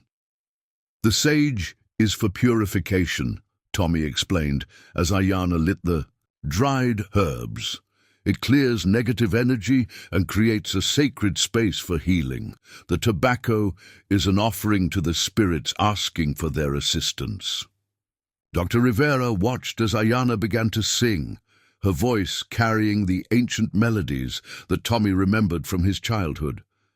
Emma, who had been unresponsive for hours, suddenly turned her head toward the sound. Interesting, Dr. Rivera murmured, noting the change in Emma's brainwave patterns on the EEG monitor he'd insisted on using. She's showing increased neural activity. Aiyana continued singing, her hands moving in ritualistic patterns over Emma's small body without actually touching her. She spoke in Choctaw, calling Emma's spirit back from whatever distant place it had traveled to. She's saying that Emma's soul went too far into the spirit world during the tornado, Tommy translated quietly. It got lost trying to find its way back, and now it needs help remembering the path home. As the ceremony progressed, Dr. Rivera found himself drawn into the rhythm of Aiyana's chanting, despite his scientific skepticism. There was something hypnotic about the ancient melodies, something that seemed to reach parts of consciousness that his medical training had never addressed. Emma's vital signs began to change. Her heart rate, which had been sluggish, started to strengthen. Her breathing deepened. Most remarkably, her brain activity showed patterns of engagement that hadn't been present for days. "This is unusual," Dr. Rivera admitted, watching the monitor readings. "Her neurological responses are definitely improving." Aiyana reached the climactic portion of the ceremony, her voice rising in what Tommy recognized as the soul-calling song, an ancient melody used to guide lost spirits back to their bodies. She held her hands over Emma's heart and spoke directly to the child in Choctaw. Emma's eyes suddenly focused, as if she were waking from a deep sleep. She looked around the room with growing awareness, her gaze settling on Aiyana's face. "Grandmother," she said clearly in Choctaw, using the word for spiritual grandmother that indicated deep respect and connection. "She's back," Aiyana whispered, tears running down her weathered cheeks. "Her spirit has found its way home." Emma sat up in Sarah's arms and looked around the room with her usual bright curiosity restored. She noticed the medical equipment and pointed at it with interest, babbling something that sounded like questions. "I'm hungry," she announced in English, the first words she'd spoken in days. Dr. Rivera stared at his monitors, trying to reconcile what he'd witnessed with his medical training. Emma's vital signs had indeed improved dramatically during the ceremony, but there was no physiological explanation for such rapid recovery from what had appeared to be a serious psychological withdrawal. "How do you explain this?" he asked Aiyana. "Some healings cannot be explained, only experienced," she replied. "Your instruments can tell you that her body is functioning better, but they cannot tell you why her spirit was lost or how it found its way back." Sarah was crying with relief, holding Emma close, while her daughter chattered happily about being hungry and wanting to play with her blocks. "I want to understand," Dr. Rivera said slowly. "I've seen the medical evidence that her condition improved dramatically during your ceremony. I can't explain it with conventional medicine, but I can't deny that it happened." Tommy saw the profound shift occurring in the doctor's worldview and recognized the courage it took for someone so steeped in scientific method to acknowledge the limits of his knowledge. "Maybe," Tommy suggested, "understanding isn't as important as accepting. Emma is better. The combination of your monitoring and Aiyana's healing work together to help her recover. Perhaps the specific mechanisms matter less than the results." As Emma ate her first solid food in days, a bowl of Aiyana's traditional corn soup, the three adults sat in contemplative silence.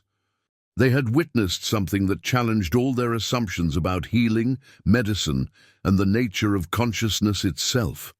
"This can't be the last time something like this happens," Sarah said finally. "Emma's gifts, her connection to the spirit world, it's not going away. We need to find a way to work together that doesn't require a crisis to bring us to collaboration." Dr. Rivera nodded slowly. I think I need to learn more about traditional healing practices, not to validate them scientifically, but to understand when they might be appropriate alongside conventional medicine. And I think I need to understand more about how the modern medical system works," Aiyana replied. "If we are going to help children like Emma, we must learn to speak each other's languages." Tommy looked at his grandmother and felt a deep sense of homecoming. "I could help with that," he said. "I could help build the bridges between your two worlds." Emma finished her soup and climbed down from Sarah's lap, toddling over to Dr. Rivera with her usual fearless curiosity. She patted his hand and said something in Choctaw that made Aiyana smile. "What did she say?" Dr. Rivera asked. "She said thank you for watching over her body while her spirit was traveling," Tommy translated. "And she said you have kind hands, even when you're afraid." Dr. Rivera looked down at Emma's small face, seeing not a medical mystery, but a child who somehow understood things that he was only beginning to glimpse. "Thank you, Emma," he said softly, "for teaching me that there are different kinds of seeing."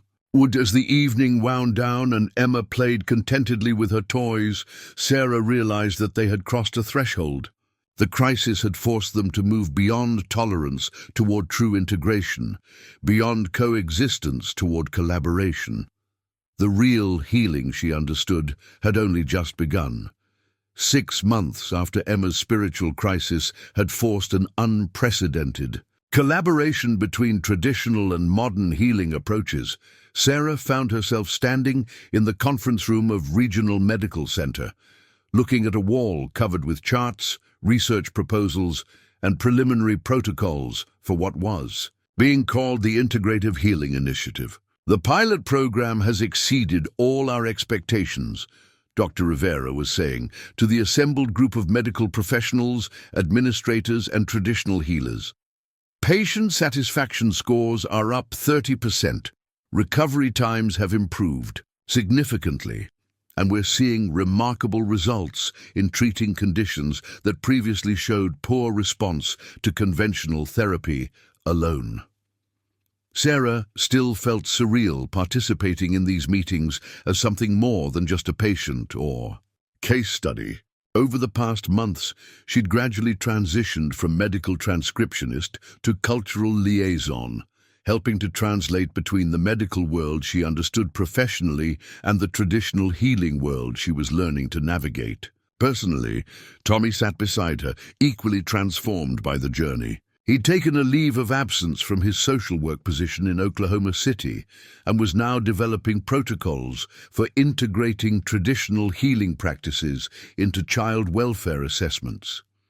His insider knowledge of both systems had proven invaluable in creating frameworks that satisfied legal requirements while honoring cultural practices. "The key to our success," Tommy was explaining to a visiting administrator from the State Health Department, "has been establishing clear protocols for when and how traditional healing practices can be incorporated into standard medical care. It's not about replacing modern medicine. It's about creating space for both approaches to work together." Aiyana sat at the head of the table, her presence lending gravity to the proceedings. At 68, she had become an unlikely pioneer in medical integration, working with researchers to document traditional plant medicines while maintaining the spiritual integrity of her healing practices. "What we have learned," Aiyana said in her measured way, "is that healing is like a river with many tributaries. Modern medicine is one stream, traditional healing is another. When they flow together, the river becomes stronger." Emma, now 2.5 years old, played quietly in the corner of the conference room with a set of toys that had been specifically chosen for their multicultural representation. She seemed content to listen to the adult conversations while building elaborate structures with blocks of different colors and textures. Dr. Rivera had been documenting Emma's development carefully, and her progress continued to astonish everyone involved. Her language development was remarkable. She was fluently bilingual in English and Choctaw, despite having learned the latter through purely traditional methods. Her social and emotional development showed indicators of exceptional empathy and intuitive understanding. Emma represents what's possible when children are raised with multiple healing traditions from an early age, Dr. Rivera explained to the state officials.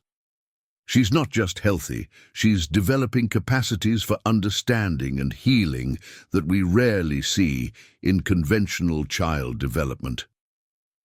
Sarah watched her daughter arrange her blocks in patterns that seemed random, but somehow purposeful. Emma had an uncanny ability to sense when people were unwell or distressed, often approaching them with the kind of wordless comfort that seemed to actually improve their condition.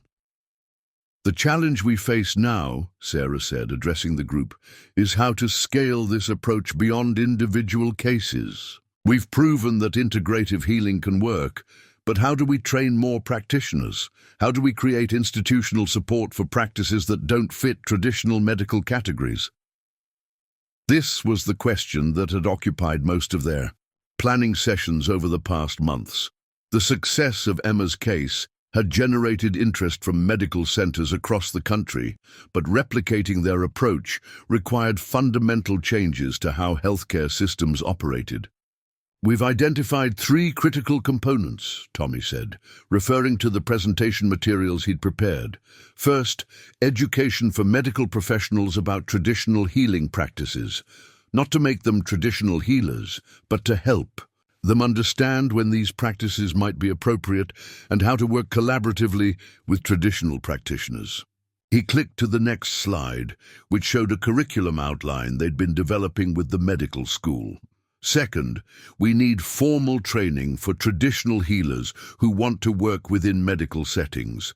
This includes understanding medical protocols, documentation requirements, and how to communicate effectively with medical professionals. Aiyana nodded approvingly. She had been working with a team of ethnobotanists to document her plant medicines, creating detailed protocols that satisfied FDA requirements while preserving the spiritual elements that were essential to their effectiveness. And third, Sarah continued, we need institutional frameworks that can support truly integrated care. This means changes to insurance coverage, hospital policies, legal protections for traditional practitioners, and educational programs for patients and families. The visiting administrator looked skeptical. Ms. Chen, while your individual case has been remarkable, I'm concerned about the liability issues involved in incorporating unregulated healing practices into hospital settings.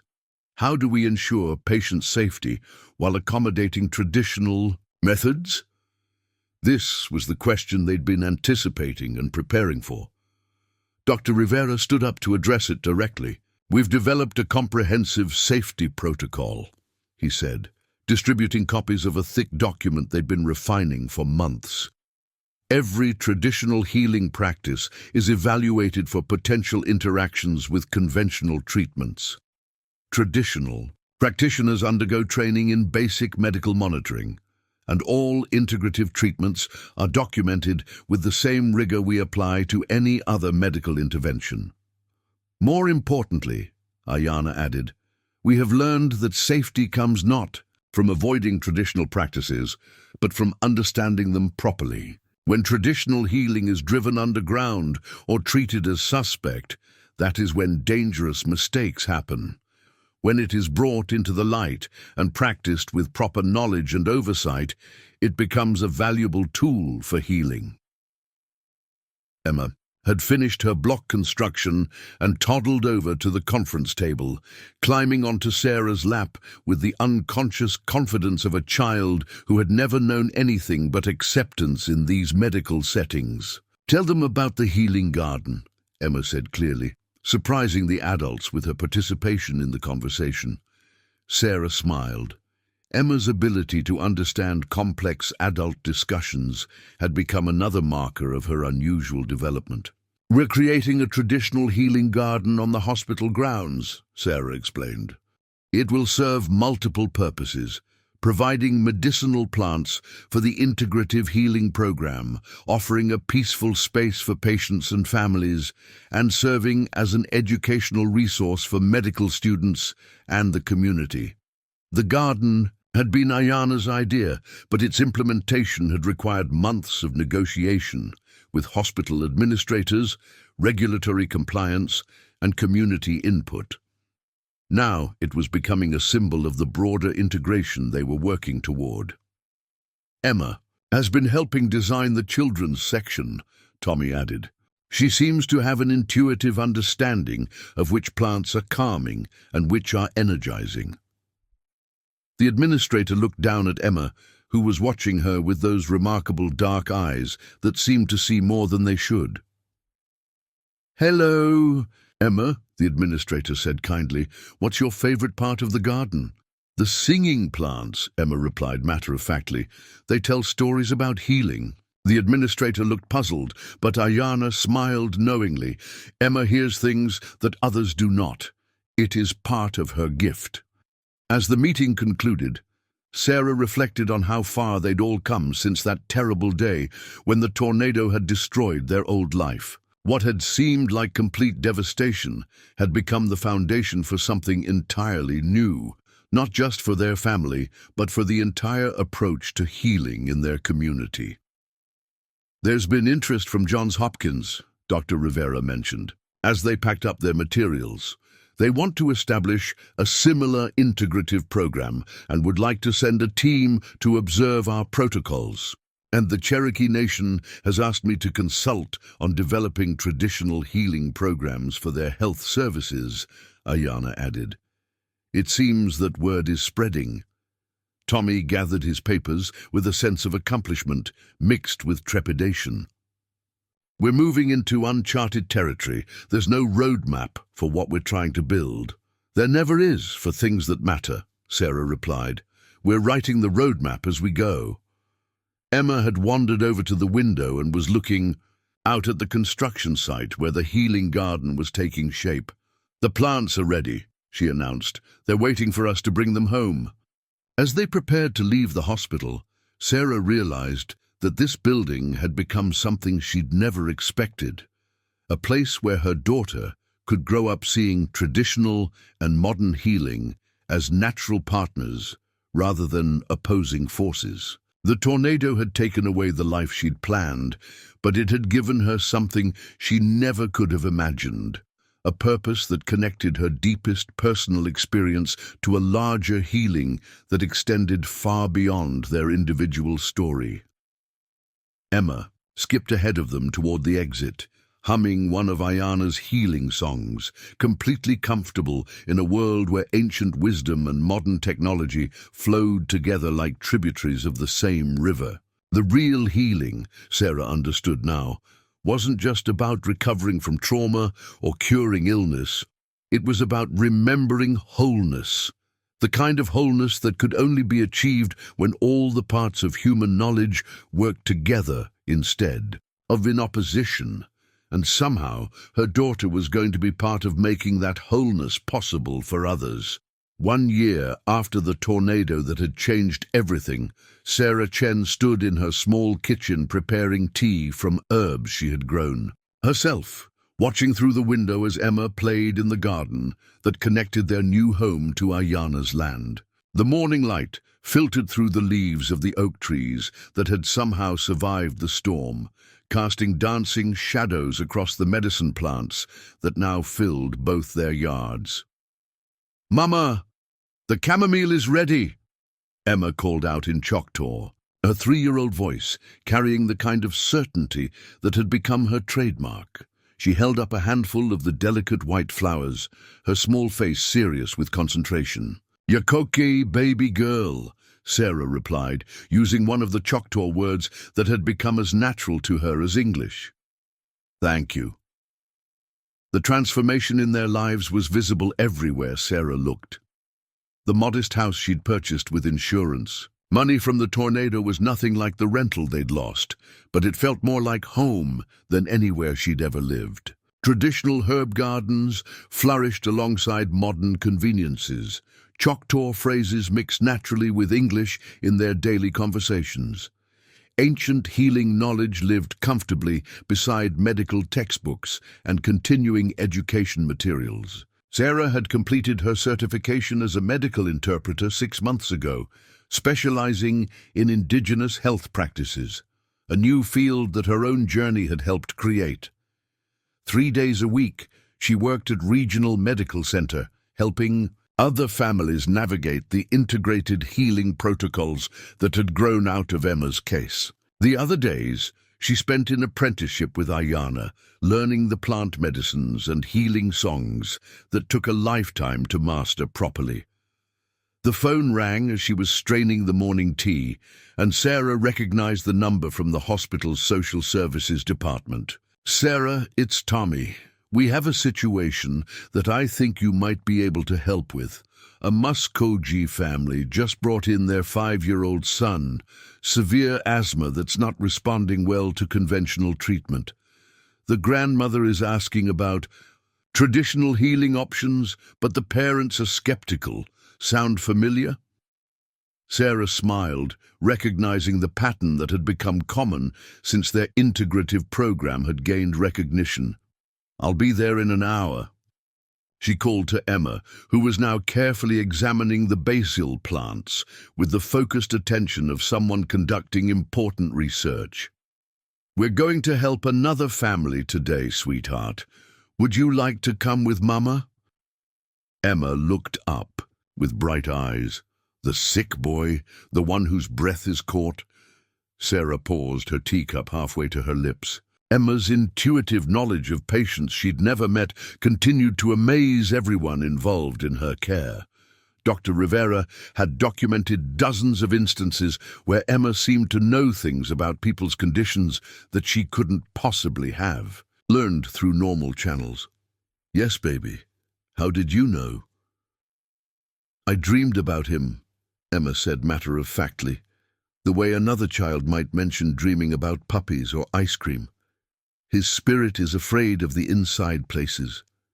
The medicine needs to come from growing things. An hour later, Sarah and Emma arrived at the hospital to find a scene she remembered all too well from her own experience.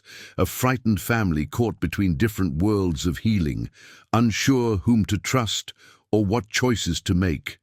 The Harjo family had driven down from Muskogee after young David's latest asthma attack had sent him to the emergency room for the 3rd time in 2 months. His grandmother, Rosa Harjo, had been advocating for traditional treatments that his parents, both college-educated professionals, viewed with suspicion and embarrassment.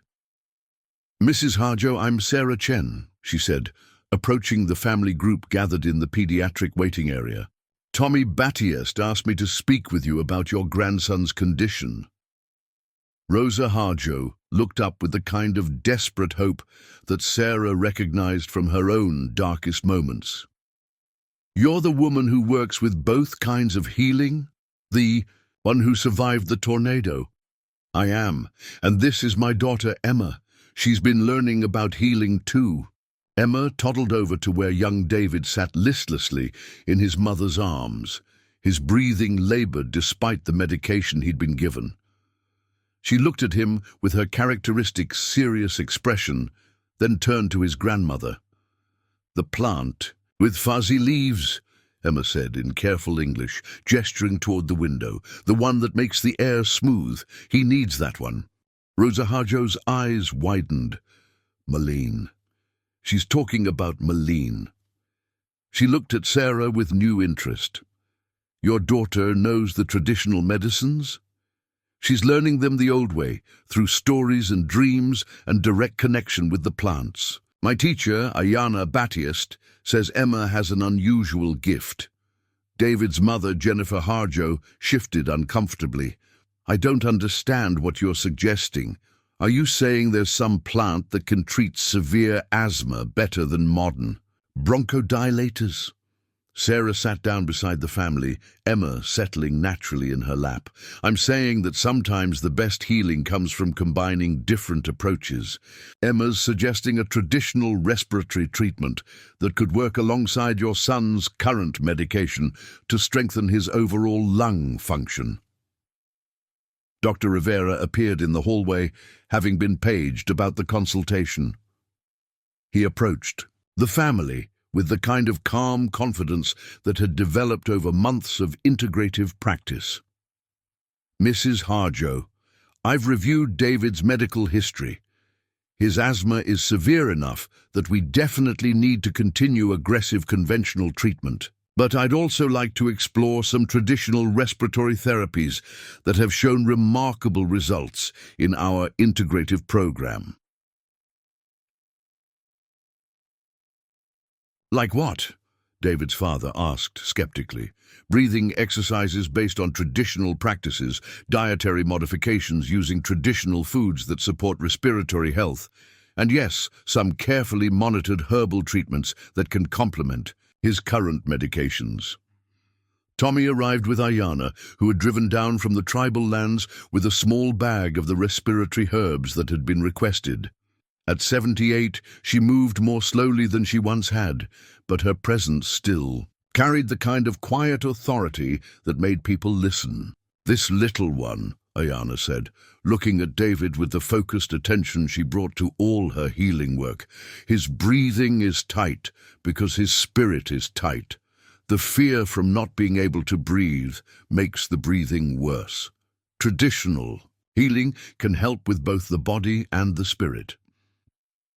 What followed was a careful negotiation that Sarah had learned to facilitate, honoring the parents' concerns about their son's safety while creating space for traditional knowledge to contribute to his healing. "We start slowly," Dr. Rivera explained. "Continue all current medications while introducing traditional respiratory support. Monitor everything carefully. If we see improvement, we can gradually adjust the conventional treatments. If not, we haven't lost anything." 3 hours later, David was breathing more easily after a traditional steam treatment with mullein and other respiratory herbs, administered under full medical supervision. His parents watched in amazement as their son, who had been struggling for breath that morning, began playing quietly with Emma's toys. "How is this possible?" Jennifer asked, watching her son's obvious improvement. "Different kinds of healing work on different aspects of the problem," Sarah explained. "The conventional medications opened his airways quickly. That was essential. But the traditional treatments are working on the underlying inflammation and the fear response that was making his symptoms worse." Emma had positioned herself near David, and Sarah noticed that the boy's breathing seemed to regulate itself, to match her calm presence. It was something they'd observed before, Emma's unusual ability to project a sense of peace that actually improved people's physiological responses. "Your daughter," Rosa Harjo said quietly. "She has the old knowing. My grandmother would have called her a little medicine woman." As the afternoon progressed and David's condition continued to improve, Sarah found herself explaining the journey that had brought her family to this place. The tornado, the rescue, the gradual learning to trust different kinds of wisdom. "The hardest part," she told Jennifer Harjo, "wasn't learning to trust traditional healing. It was learning to trust my own judgment about what was best for my child when experts disagreed." By evening, David was stable enough to go home with a carefully planned treatment protocol that combined conventional medications with traditional respiratory support. His parents had agreed to bring him back weekly for monitoring and gradual integration of more traditional practices as his condition improved. "This is what we've been working toward," Tommy said as they watched the Harjo family drive away. Families having real choices about how to heal instead of being forced to choose between different worlds. Aiyana was packing her herbs with the satisfaction of someone whose knowledge had found another good home. The traditional ways survive when they prove their worth alongside the new ways, not by hiding from them. As they prepared to leave, "The hospital," Emma tugged on Sarah's hand. "Mama, when will I be big enough to help more families?" Sarah knelt down to her daughter's level, seeing in those dark eyes the same sense of purpose that had driven her own journey over the past year. "You're already helping, sweetheart. Just by being yourself, by showing people that healing comes in many forms. When you're older, you'll help even more. Like you do, like Grandmother Aiyana.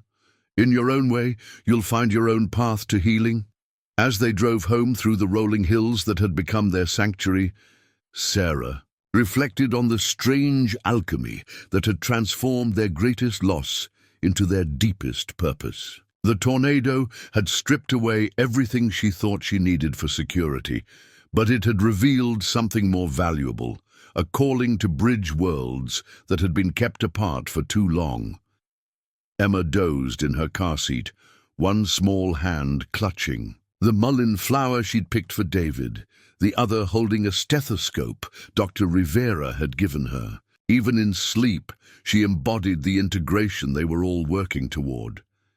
At home, as Sarah tucked Emma into bed, her daughter sleepily asked, "Mama, will there always be families who need help learning about healing?"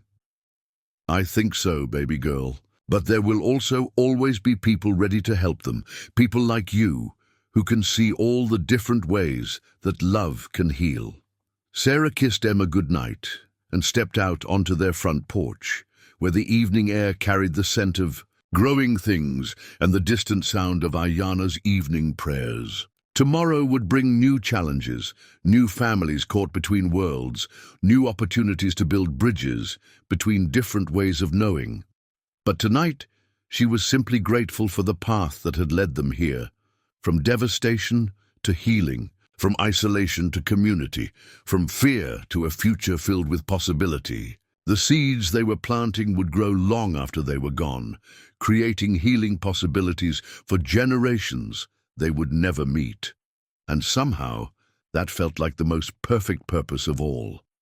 Up next, you've got two more standout stories right on your screen. If this one hit the mark, you won't want to pass these up. Just click and check them out. And don't forget to subscribe and turn on the notification bell so you don't miss any upload from us.